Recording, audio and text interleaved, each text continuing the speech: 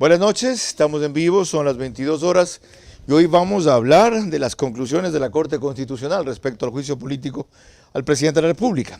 Empezaremos revisando un resumen muy rápido de lo que dijo en cadena nacional hace menos de una hora. Para el análisis nos acompañan dos constitucionalistas en el estudio, el doctor Carlos de Tomaso y el doctor José Chalco Salgado. Vía Zoom, el abogado Francisco Icaza será el otro panelista.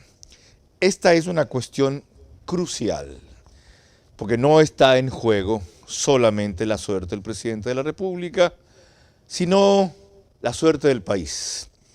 ¿Por qué? Lo van a ver a lo largo del programa. Pero aparte de lo jurídico, porque si no se lo destituye, ya, el terrorista ISA ha anunciado que va a generar el caos en el país. Y sin necesidad de que se lo destituya, ya hoy creció la escalada concertada de violencia, especialmente en el Ecuador, para generar una sensación de ingobernabilidad. Los invitamos entonces a nuestro programa número 490 para examinar estos temas en los próximos 60 minutos. Doctor Carlos de Tomaso, bienvenido. Él es máster en Derecho Administrativo, profesor de Derecho Constitucional de la Universidad Católica, articulista del Universo, conductor de Radio Centro y un activo miembro de la lucha contra el cáncer. ¿Cómo evalúa usted estos primeros argumentos del presidente Lasso? Hay una frase que dice que mejor no hables si no mejoras el silencio. Creo que a mí no me gustó en general la cadena del presidente.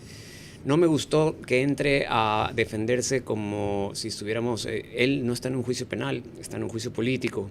Uno, yo no adelantaría además ninguna información de lo que va a ser su defensa. Dos, pero principalmente algo, creo que está por encima de su defensa y de su situación el haber hoy dado algún tipo de información al país sobre la situación de seguridad. Mientras recibíamos el fallo ayer, había un asesinato en medio de niños, de familias, etcétera, y hoy amanecimos con un empleado amarrado a explosivos en medio de las calles de Guayaquil, y eso para mí tiene prioridad. Y si tú piensas en un buen, incluso en comunicacionalmente, yo prefiero un... Dejemos de lado lo mío, más importante es su seguridad. Doctor José Chalco, sus primeras impresiones de la intervención pública en defensa ante el juicio político del presidente Lasso. Buenas noches, apreciado Bienvenido. Carlos, y buenas noches a quienes nos escuchan a través de este prestigioso espacio, ver a su manera. Un gusto tenerlo aquí, no por Zoom, ya menos mal se hizo el viaje. Qué gusto. Vea, Carlos, yo creo que la estabilidad del país, el sistema democrático, el que se respeten las reglas de juego, el ordenamiento jurídico es fundamental, es requisito sustancial para combatir los otros problemas del país. Si usted quiere combatir los problemas del Estado, necesita un gobierno no preocupado de un frente político, a un gobierno que precisamente pueda tener ministros, funcionarios fusibles atendiendo lo social. Pero usted, ¿cuándo logra eso? Cuando tiene precisamente la posibilidad de poner todos sus esfuerzos en lo que interesa al país. Yo creo que el sainete, lo llamo así, el sainete que está viviendo el país de este denominado juicio político no es otra cosa más que aquello, y que precisamente ha llevado a que tenga usted un gobierno encargado de defenderse de un denominado juicio político y que pueda así perder entonces la atención de lo fundamental para el país. Yo creo que entonces el concepto, Carlos, viene bien: democracia, institucionalidad y respeto a la decisión de la Corte Constitucional. Doctor José Chalco es doctor en Derecho, PhD de la Universidad Andina Simón Bolívar, tiene diplomado en estudios avanzados y candidato a PhD en Derecho en la Universidad Andina Simón Bolívar, también magísteres, como le dicen al título acá, de investigación en Derecho y abogado de los tribunales. Paso a Francisco Icaza. Bienvenido, doctor. Buenas noches, gusto en verlo a los tiempos. Él es Attorney at Law de Pompeu Fabra, docente universitario, Derecho Comercial Internacional y Negocios Internacionales. Para empezar, lo mismo, su primera impresión de la defensa que ha hecho esta noche el presidente ante el juicio político en cadena nacional. Gracias, Carlos. Buenas noches a los panelistas, los que nos están escuchando. Quiero subrayar que el enfrentamiento de poderes públicos está presentando al Ecuador, al mundo e internamente como un país fallido, y finalmente los más afectados somos todos, la sociedad civil, que somos los 19 millones de ecuatorianos, que queremos estar por encima de las disputas políticas, sobre todo por quienes tienen la obligación de representarnos. Y en esa representación ejercer el mandato que nosotros les dimos con el voto para cumplir sus responsabilidades constitucionales. Y en ese sentido es a lo que me voy a referir después de haber leído este largo fallo, diría yo, inmotivado fallo, porque yo espero de la Asamblea unas resoluciones políticas, pero no debía de esperar del máximo tribunal constitucional una resolución que evidencia que tiene un contenido político, y tengo algunas anotaciones de su pretendido capítulo. Enseguida pasamos a eso, doctor, justamente al análisis del dictamen. Antes, permítanme aportar con otro elemento a la discusión que le pone contexto, al cual indirectamente ya me refería al comenzar. Lorena Ochoa, bienvenida. Gracias, Carlos. Buenas noches y muy buenas noches a todos los que nos ven y nos escuchan. Esta mañana en Radio Centro, César Ron, ex militante del PSC y ex asambleísta, puso muy en claro cuál es la grave disyuntiva política, no solo jurídica, de este momento en el Ecuador, al precisar que las cartas están jugadas. Las cartas están jugadas. El juicio político al presidente de la República quizás sea el proceso menos traumático para el Ecuador, en el sentido de que buenamente se sujeta al dictamen de la Corte Constitucional y va al juicio político, y como ya sabemos que hay no 92 sino 104 votos, entonces viene la sucesión presidencial. Más traumático es si el presidente no ejecuta la muerte cruzada, cierra la asamblea, porque además hay la amenaza no velada, una amenaza frontal de los grupos radicales de izquierda que quieren tumbar al gobierno y que seguramente tienen intereses de tomar el poder, ¿no es cierto? Y entonces han dicho, si es que activa la muerte cruzada y cierra la asamblea, cierra los pozos petroleros. Si activa la muerte cruzada y cierra la asamblea, a las calles a que se caiga el gobierno. Entonces, ese escenario que puede llegar a ser un escenario de convulsión nacional, puede también traer como resultado el desorden en el país, que llega a tal magnitud del incendio del Ecuador, no hablo de Quito, del Ecuador, que entonces en esas condiciones, pues, seguramente tenemos que pensar seriamente quién pone orden en el Ecuador en ese escenario. Bien, ese es el marco político dentro del cual está como telón de fondo el juicio de la misma índole, pero que parte de un elemento jurídico. Y dice el dictamen del juez ponente, que fue aprobado por el Pleno, por 6 de 9 votos, en la parte pertinente, como dirían, esto: en lo que concierne al examen del contenido de la solicitud, el tercer cargo singulariza el tipo penal, es decir, a juicio de ellos sí lo hace, entre aquellos del artículo 129 de la Constitución, peculado, así como los hechos. No incurre en incoherencias, no se refiere a hechos manifiestamente falsos o imposibles, ni notoriamente infundados que le lleven a incumplir el criterio de verosimilitud mínima. Es decir, es creíble lo que dice el relato que se hace, la descripción de hechos que hicieron los acusadores. En consecuencia, esto de lo creíble, es por si acaso mío, no está en el texto. Vuelvo al texto. En consecuencia, es admisible que la Asamblea Nacional formule un juicio político en contra del presidente exclusivamente por este cargo. ¿Su opinión de eso? Creo que debemos entender, Carlos, a propósito de simbolismo, yo hubiera preferido tener al vicepresidente de la República en esa cadena y no a ciudadanos atrás como simbolismo. Hay que entender el contexto que le dio la Corte. Yo publiqué un artículo el 28 de febrero en el diario El Universo pidiéndole justamente a la Corte que se aparte de la jurisprudencia del caso Glass, diciéndole ustedes tienen que entrar no solo a un examen de forma, sino de fondo. Y he llevado esa bandera entrevista tras entrevista. Y le han hecho criticado. caso. Aquí se han pronunciado sobre lo conceptual. Sí, y entonces la Corte dice, no solamente vamos a hacer un examen de forma, sino un examen de fondo. Atención. El examen de fondo, ¿qué comprende? Justamente comprende analizar las imputaciones o los cargos que se está acusando el presidente en su narrativa. Que la narrativa tenga lógica, que no tenga contradicciones y que se pase esta verosimilidad mínima que requiere para efectos. Ese examen de fondo es el que realiza la mayoría, porque los votos salvados, en cambio, son mucho más estrictos en el examen de fondo. Los votos salvados, los 3, van directamente a ¿se han cumplido los elementos constitutivos de esos delitos, sí o no? La mayoría, en cambio, es un poco más flexible y dice, vamos a analizar la coherencia. Ahora, antes de eso, usted se ha reparado en cuántas páginas tiene esta cuestión, ¿no? Sí. ¿Ya? Lo leímos. Más de 40, yo sé que lo ha leído. ¿En 24 horas pudieron hacer esto? ¿Ah? ¿En 48 horas pudieron hacer esto? Sí. ¿No estaba esto prefabricado ya en función de lo que vieron que les llegó? Y yo sé que son juristas y produjeron todo esto con citas y lo demás. Es una buena pregunta. Menos mal, las otras son malas. No, sino que es una pregunta muy interesante y yo lo voy a hacer primero. Yo soy de los que confía en la Corte.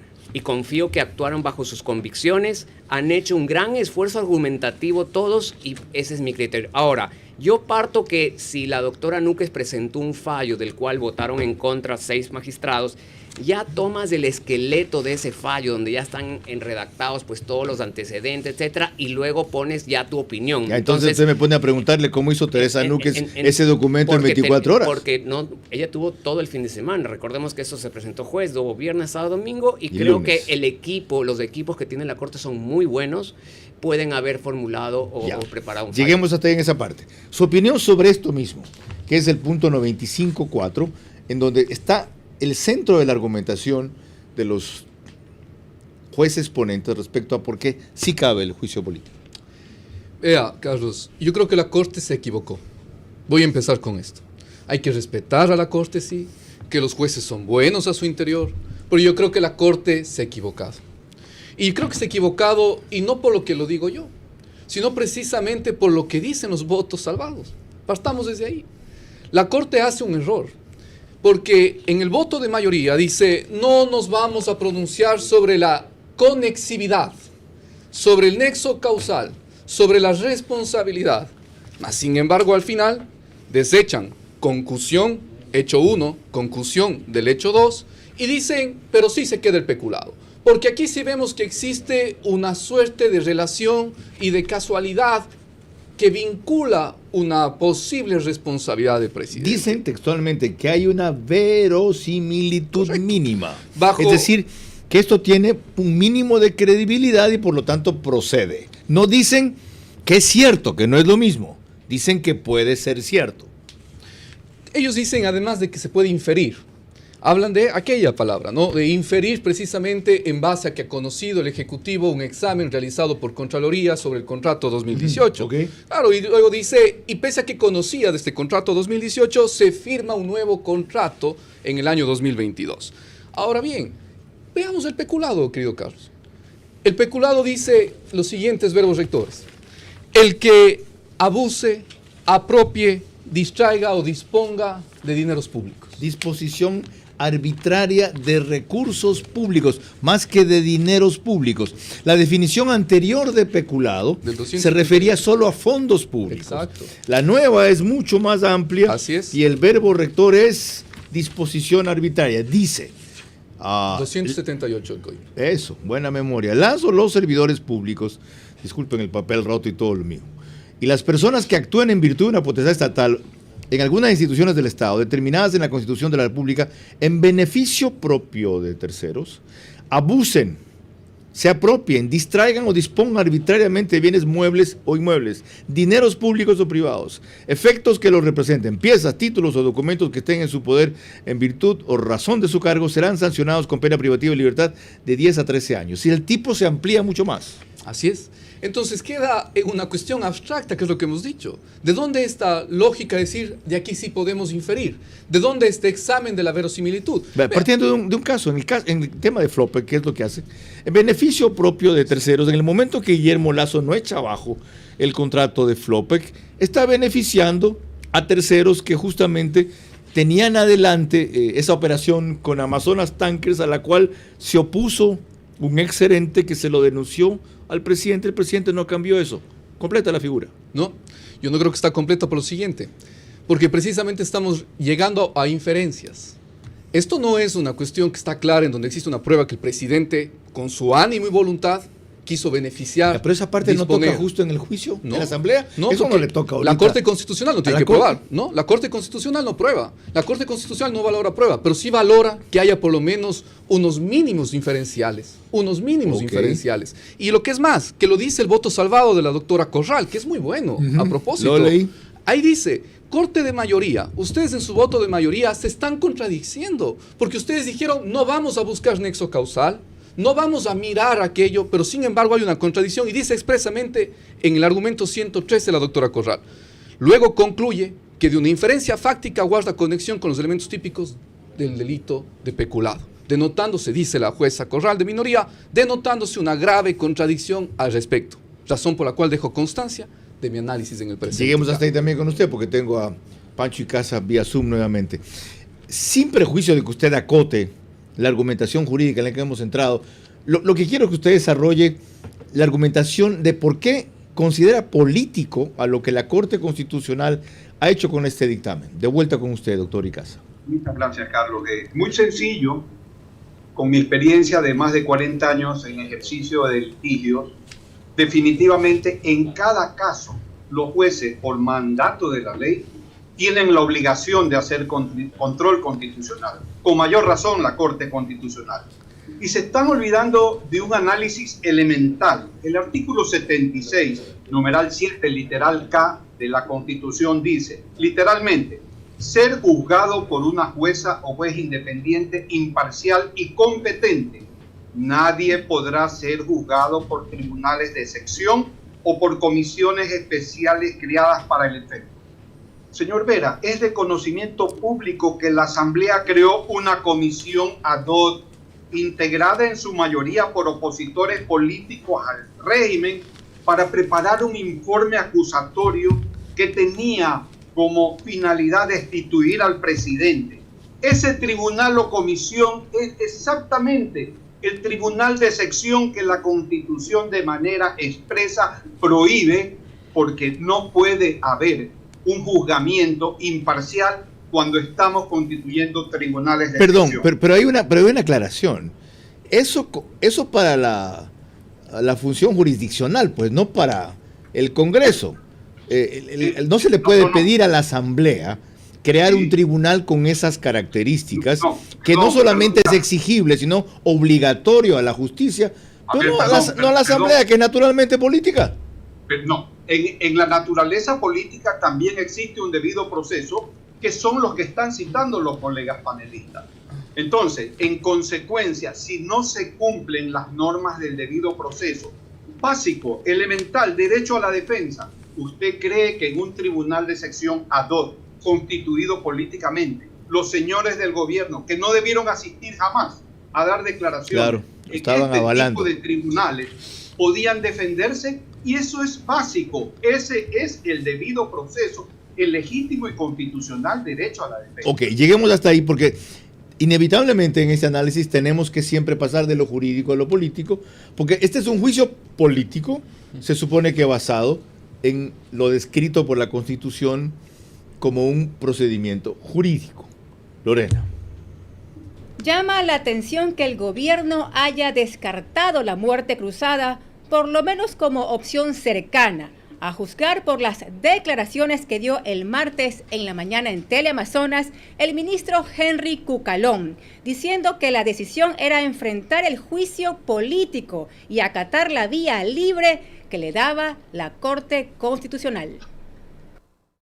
La Corte Constitucional es quizás la entidad más respetada que existe en el Ecuador, uno de los pocos vestigios de institucionalidad que quedan, sea cual fuere su dictamen a favor o en contra del proceso del juicio político, el gobierno nacional respeta y respetará esa decisión. Eso es vivir en un Estado de Derecho. No hay los méritos, no hay las causales, ni de fondo ni de forma para que el presidente Guillermo Lasso sea encausado. Ratifico la voluntad, como debe ser, de respetar el fallo. Esa es la institucionalidad que a algunos tanto les fastidia porque creen que la democracia solo funciona cuando juega sus intereses, y así no lo es. El presidente de la República tiene todo el derecho a defenderse de esta malhadada situación.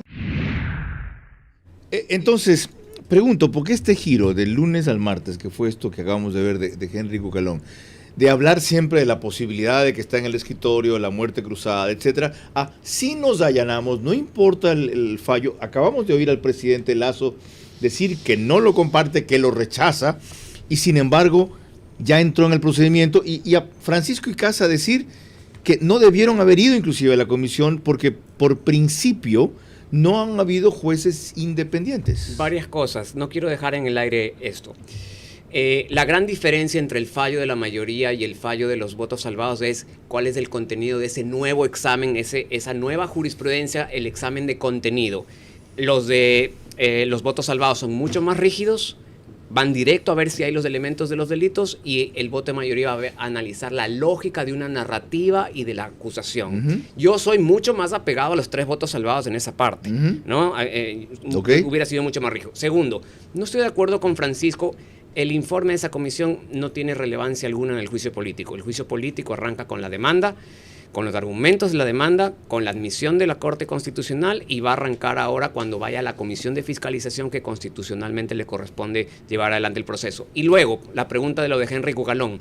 ¿Por qué el cambio? Carlos, hay una enorme diferencia haber aplicado la muerte cruzada antes del dictamen y después del dictamen. Después del dictamen, el grado de sospecha de que estás usando esa figura para bloquear un juicio político es ya enorme, ¿no es cierto? Porque, y esa no es una causa válida constitucionalmente para ejercerlo.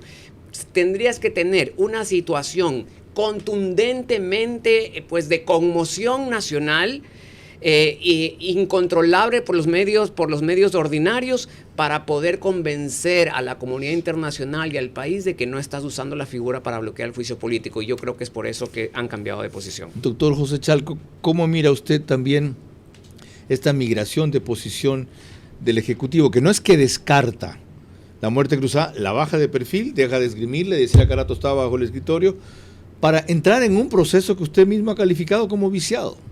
Y lo califico como viciado también porque el mismo voto de mayoría lo califica Carlos. Esto es bien importante y voy enseguida con su pregunta. Si leemos el párrafo 67, el argumento 67 del voto de mayoría, Carlos, créame que es una vergüenza constitucional. Así lo califico. ¿Por qué?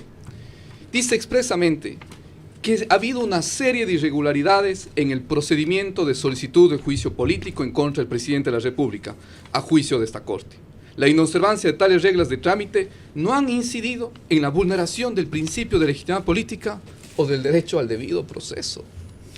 A mí también me llamó la atención esa parte. Y leyó lo que dice Herrería. O sea, ¿reconocen que esto está viciado? No he revisado el de Herrería. Herrería lo dice, solamente permítame darle lectura, Sí. porque esto es importante para la audiencia, para entender de qué estamos hablando. Herrería dice que respecto de aquello, la Corte está cayendo, párrafo 37 de Herrería, que la Corte está cayendo en una valoración de la conveniencia sobre cuándo merece acatarse o no las reglas dispuestas en nuestro ordenamiento jurídico. Bajo esta lógica, dice, en cualquier proceso de control constitucional, la Corte puede inobservar requisitos o procedimientos reglados solo porque, a través de sus inferencias, los vicios procedimentales no le parecen relevantes. Le digo el argumento con que hoy justificaron lo que usted acaba de destacar del 67. La omisión de requisitos no debe No se sacrificará la justicia por la sola omisión de formalidades. Esa es. Ok, no me acordaba. Hace tiempo que no voy a clase de Derecho. Eso. No se sacrificará la justicia por la sola omisión de formalidades. Ahí está. ¿No? Ellos están dejando constancia de que se han identificado irregularidades en el procedimiento de solicitud, pero lo importante es ir al fondo. Este es un control político. Esto es un control político al presidente de la República en un sistema presidencial. Por eso la ley de la función legislativa precisamente reconoce dos procedimientos distintos, uno para servidores, otros en general, y para el presidente y vicepresidente de la República. Mucho más gravoso para el presidente y vicepresidente. No puede usted burlarse del procedimiento, no puede usted decir el procedimiento no es relevante, no es importante, no solo porque está violando debido proceso, sino porque usted no está cumpliendo las reglas de juego del control político. La Corte Constitucional dio paso al juicio político en contra del presidente de la República, Guillermo Lasso, quien ahora enfrentará el proceso en la Asamblea Nacional. El dictamen se aprobó con los 6 votos necesarios del presidente de la Corte, Ali Lozada, y el juez Richard Ortiz, ponentes del proyecto, respaldados por Daniela Salazar, Carla Andrade, Alejandra Cárdenas y Joel Escudero. Mientras en contra del juicio político votaron los magistrados Carmen Corral, Enrique Herrería y Teresa Núquez. Pero el dictamen es parcial. La Corte decidió inadmitir los 2 primeros cargos por concusión y disponer que se excluyan del juicio político. Sí admitió el cargo por peculado. Además, exhorta a la Asamblea Nacional a actuar con extrema responsabilidad en el trámite de juicio político que durará alrededor de 45 días y podría concluir en la censura y destitución de Guillermo Lasso. Doctor Francisco Icaza, los hechos citados por usted, las irregularidades, los vicios, ¿significan que se puede alegar en algún momento la nulidad del juicio o arguir desconocer el dictamen o el pronunciamiento final de la Asamblea diciendo yo he venido aquí porque respeto la institucionalidad y ejerzo mi derecho a defenderme, pero si me destituyen además no me voy a ir? A ver, yo creo que el país entero, entiendo que el gobierno también, estamos por la democracia, pero contra lo que no estamos es contra la violación de la ley y peor, en ejercicio del máximo tribunal de control de garantías constitucionales. Yo noté el numeral 55 que lo voy a citar textualmente, lo cual es muy grave para la seguridad jurídica del país. Ha reiterado esta magistratura, comillas, no siempre la violación de las reglas de trámite que involucra la vulneración del principio del derecho al debido proceso. Aquel principio exige que los procedimientos en que se decida sobre la esfera jurídica de las personas constituyan debates en los que se asegure el mayor grado posible la libertad e igualdad de las partes involucradas, así como la racionalidad en el proceso de toma de decisiones a fin de maximizar la probabilidad de decisiones resultantes en este proceso sean correctas. No puede ser que incluyendo esta cita acto seguido venga una admisión al trámite de algo que ha violado el debido proceso y que la Corte Constitucional diga que no siempre la violación del debido proceso significa una falta que este tribunal, dentro de los requisitos y exigibilidades, debe cuidar. Por lo tanto, ¿cuál es la consecuencia de eso? Bueno, la consecuencia de esto es que estamos frente a un máximo tribunal que se lo podrá cuestionar internacionalmente, pero aquí no hay un mayor nivel para esta decisión. Punto 1. Punto 2, yo sí creo que tenemos que seguir pensando en decisiones constitucionales de las que están previstas en la ley. Ok, doctor Carlos de Tomaso, usted me hacía notar cuando conversábamos en la pausa que justamente para evitar mayores desvíos, vicios o irregularidades de este proceso, en su pronunciamiento, en el dictamen aprobado por 6 de 9 jueces de la Corte Constitucional, ellos delimitan claramente cómo debe proceder el juicio político por parte de la Asamblea. ¿En qué sentido y con qué elementos? Un comentario solamente de lo que decía Francisco. Yo en la parte de los defectos de forma estoy de acuerdo con la Corte. La Corte lo que dice es, en el examen de procedimiento no solo se mira si se han cumplido las reglas, sino que se mira si las violaciones de las reglas han afectado a la legitimidad política y han afectado el debido proceso. Y solamente ahí pudieran ser de consecuencia constitucional. Yo en esa parte estoy de acuerdo con la Corte. Ahora, la Corte en su fallo... Perdón, esta parte en que dice del numeral 55 que no concluyó de leer el doctor Icaza, es decir, no toda inobservancia de alguna regla de trámite está revestida de relevancia constitucional, sino solo se afecta al derecho al debido proceso. Al principio de legitimidad política del que forma parte el derecho a la defensa. Sí, es decir, reconociendo que eso existió es secundario, es decir, es irrelevante. Hubo fallas, vino parchado, vino mal clavado, pero finalmente no se afectó el derecho a la defensa y no se afectó la legitimidad del control político. Con esta clase de argumentos, y no me refiero a este caso, la Corte Constitucional, y no solo me refiero a esta, se ha pasado por donde le ha dado la gana el derecho a la defensa de la vida desde la concepción. Por donde le ha dado la gana. Con esta clase de argumentos, esta Corte ordenó al Consejo de Participación Ciudadana y Control Social escoger de una terna que violaba un principio constitucional a quien presida el Consejo de la Judicatura. Porque la terna esa quisela estaba integrado por 3 controlados que no podían ser controladores, como dice la Corte, la Constitución, que no se puede. O sea, ¿en qué quedamos? Cuando le conviene a la Corte Constitucional, ciertas normas constitucionales son secundarias. Cuando no le convienen, son principales. Cada fallo tiene su contexto. Ahora, vamos a lo que preguntabas. La Corte deja delimitada la cancha del juicio político. Dice, no puede ser parte del juicio político ya ninguno de los temas de las 2 acusaciones de concusión. Nada, no se puede ni mencionar. 2, mi dictamen no significa veracidad, no significa que he establecido responsabilidad penal ni que las cosas son ciertas. 3, el juicio solo debe versar sobre la acusación de peculado. 4, ningún juez de la República puede activarse para tratar de impedir este ejercicio de control político de la Asamblea, es decir, determinando que no pueden haber acciones de protección en el camino. Y luego hay algo muy importante y nace un poco de la cadena. ¿Esto es una defensa de un juicio penal o de un juicio político? Y es una defensa de un juicio político, y la Corte dice que la resolución de este tipo de juicios supone el convencimiento político del cometimiento de infracciones que afectan a los valores constitucionales. Y en el caso del presidente, como es un juicio agravado en torno a su regularidad, dice que esas infracciones que afectan a valores constitucionales son las conductas conectadas con los delitos que están previstos en el artículo 129, y ese tiene que ser el contexto del juicio político. Doctor José Chalco, esa forma en que delimita la continuación del juicio político en la Corte, ¿no subsana los vicios o desvíos que usted detecta y cuestiona? Mire, Carlos, aquí hay que partir de algo. La Corte Constitucional tiene esta fortaleza, tiene esta naturaleza de órgano de cierre y de inicio del sistema jurídico, para que nos entendamos todos. La Constitución del 2008, que fue planteada por el expresidente Correa, que fue aprobada en referéndum con mayoría de la población, es una Constitución que no debemos olvidar que blinda al presidente.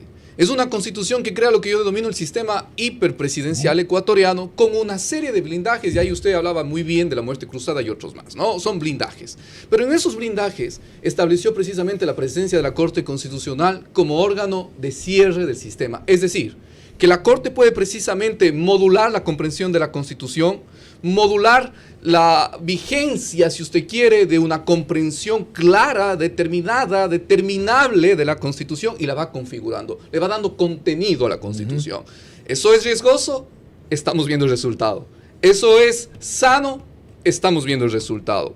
Claro, ¿quiénes son de alguna manera los más activistas de esta Constitución? Podemos decir que aquello se veía muy bien, que esto es espectacular, tenemos una Corte que cierra, etcétera, y que era la gran crítica precisamente que se diga que el juicio político era solamente político y que no tiene nada que ver con jurídico. La Corte ya aclaró eso, dice también, dejen de decir aquello, yo soy aquí un órgano de cierre, esto es un tema jurisdiccional, ya dice la Corte también, yo no hago checklist, yo no hago chelix, yo tengo que ver el fondo, eso es importante, pero es peligroso también lo que estoy diciendo. Entonces, no, lo que usted está diciendo es que el garantismo correísta prevalece ahí, bien disimulado con estos argumentos. Sin duda, esta es una constitución hiperpresidencialista, no, pero y una fortaleza a la Corte. Dictamen sin duda, de la Corte. Sin duda, una fortaleza a la Corte tan fuerte que al ser órgano de cierre, ahorita estamos en la situación que hay inconformidad. Pero a la mayoría de ese órgano de cierre le puede más el aspecto ideológico, ¿o no? Bueno, yo debo partir de algo. Hay que salirse de esa comprensión de que el juez es objetivo y el juez no responde a una posición ideológica. Así Todos es. lo hacemos. Okay.